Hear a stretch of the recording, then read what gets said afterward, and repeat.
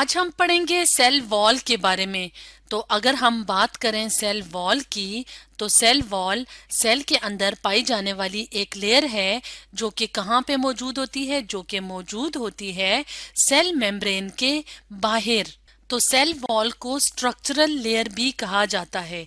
अब structural layer का क्या मतलब है? स्ट्रक्चरल लेयर का मतलब है कि जिन सेल्स में सेल वॉल मौजूद होती है उन सेल्स के अंदर सेल वॉल क्या फंक्शन करती है।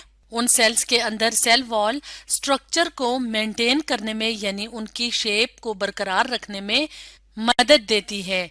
और सेल वॉल किन किन ऑर्गेनिजम्स के सेल में पाई जाती है? सेल वॉल पाई जाती है प्रोकैरियोटिक सेल्स में, एल्गल सेल्स में, प्लांट्स के सेल्स में और फंजाई के सेल्स में। तो अगर हम एग्जाम्पल के तौर पे प्लांट का सेल देखें तो हमें सेल वॉल सेल मेम्ब्रेन के बाहर नजर आती है। और ये क्या है? प्लांट्स के अंदर तो ये एक रिजिड सी लेयर होती है जो कि प्लांट सेल्स के लिए मुख्तलिफ फंक्शंस परफॉर्म करती है। तो सेल वॉल हमें प्लांट सेल के अंदर इस तरह की लेयर नजर आती है। अब अगर हम बात करें कंपोजिशन की कि सेल वॉल किस मटेरियल से मिलके बनती है, तो सेल वॉल बनती है मुख्तलिफ किस्म के पॉलीसैकेराइड से। तो पॉलीसैकेराइड्स क्या होते हैं?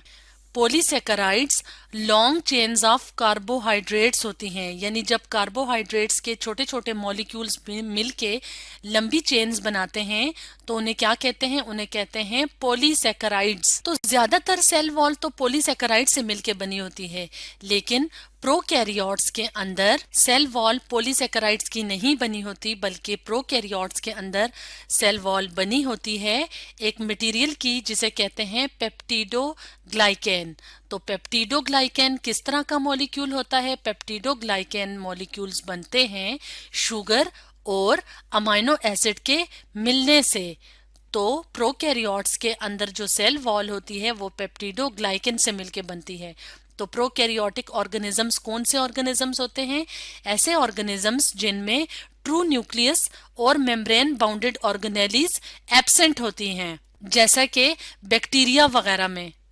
अब हम बात करते हैं एक और ग्रुप ऑफ ऑर्गेनिजम्स की जिन्हें कहते हैं एल्गी। तो एल्गी में कौन से ऑर्गेनिजम्स पाए जाते हैं? एल्गी में ऑटोट्रॉफिक ऑर्गेनिजम्स पाए जाते हैं, यानी ऐसे ऑर्गेनिजम्स जो अपना फूड खुद प्रिपेयर कर सकते हैं। तो एल्गी की अगर हम सेल वॉल की बात करें तो एल्गी की सेल वॉल में ग्लाइकोप्रोटीन्स और पॉलीसैकेराइड्स शामिल होते हैं। तो पॉलीसैकेराइड्स को हम पहले बता चुके हैं कि ये लॉन्ग चेन्स होती हैं कार्बोहाइड्रेट्स की। तो ग्लाइकोप्रोटीन्स का मतलब है ऐसे मॉलिक्यूल्स जो कार्बोहाइड्रेट्स और प्रोटीन से मिलके बने होते हैं। अब हम बात करते हैं प्लांट्स की। तो प्लांट्स के अंदर सेल वॉल जिस पॉलीसैकेराइड से बनी होती है उसका नाम है सेलुलोज। तो प्लांट्स की जो सेल वॉल है उसमें मेनली जो सबसे ज्यादा कंपोनेंट होता है वो सेलुलोज का होता है।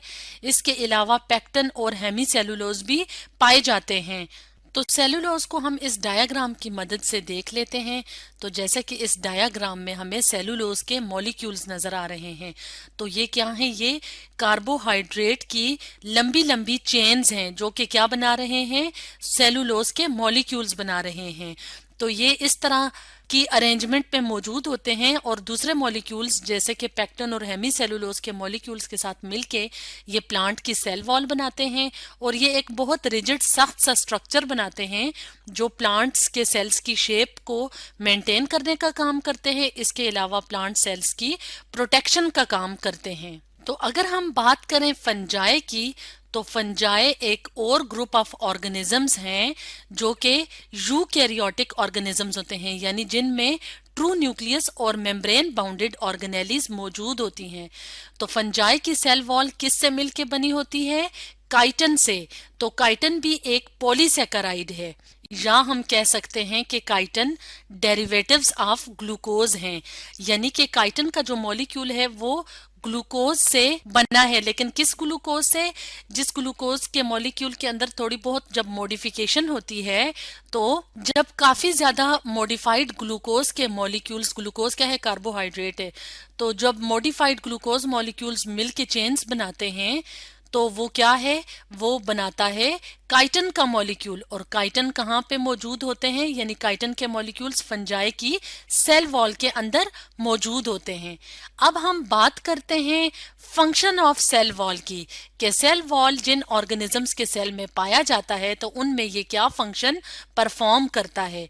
तो सबसे पहला फंक्शन सेल वॉल का क्या है, सेल वॉल सेल्स की शेप को मेंटेन करने में मदद देता है, यानी सेल की जो शेप होती है उसको बरकरार रखने में सेल वॉल का भी अहम किरदार है। इसके अलावा ये सेल को स्ट्रेंथ और सपोर्ट प्रोवाइड करता है, यानी सेल्स को स्ट्रॉन्ग बनाता है। इसके अलावा इसका एक और इम्पॉर्टेंट फंक्शन ये है कि ये प्रोटेक्शन का काम करता है, यानी ये सेल्स को मुख्तलिफ किस्म के एनवायरमेंटल फैक्टर से या नुकसानात से बचाता है।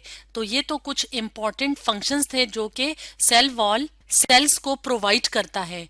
तो आज हमने पढ़ा सेल वॉल के बारे में।